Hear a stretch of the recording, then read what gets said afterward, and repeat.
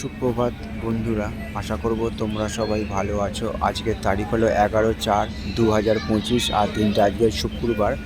আর ঘড়িতে এখন সময় বসলো সকাল 6টা 7। প্রথম লোকাল ট্রেন বজবজ থেকে ছেড়েছিল 4টে 45 নাগাদ। এখনও নিউ আলিপুর স্টেশনে ট্রেন দাঁড়িয়ে আছে, এখনও টালিগঞ্জে ঢোকেনি। আর পাশ দিয়ে চলে যাচ্ছে মালগাড়ি, তেলের একটা বগি, যেটা খারাপ হয়ে গিয়েছিল। ইলেকট্রিক চালিত রেল ইঞ্জিন খারাপ হয়ে গিয়েছিল। তার দরুন মাঝেরহাট প্ল্যাটফর্মে ট্রেন প্রায় 25 মিনিট দাঁড়িয়েছিল। এবং সে যে লোকাল ট্রেনের ভেতরের ছবিটা আমি তোমাদের দেখিয়ে দিচ্ছি। সাধারণ মানুষ চরম ভোগান্তির শিকার। প্রথম ট্রেন ছেড়েছিল 4টে 45 নাগাদ বজবজ থেকে। আর ঘড়িতে এখন সময় বাজলো সকাল 6টা 7। নিউ আলিপুর প্ল্যাটফর্মে ট্রেন দাঁড়িয়ে আছে, এখনও টালিগঞ্জ স্টেশনে ঢোকেনি।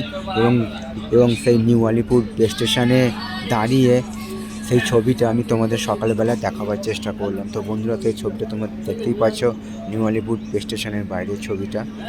তো তো সবার জন্য শুভ কামনা রইল আমার পক্ষ থেকে, আর সবার জন্য সুস্বাস্থ্য কামনা করলাম ভগবানের কাছে। তো ট্রেন চলাচল স্বাভাবিক হোক, হয়ে গেছে এবং ট্রেন ছাড়ছে নিউ আলিপুর স্টেশন থেকে। এবং সেই ছবিটা আমি তোমাদের দেখাবার চেষ্টা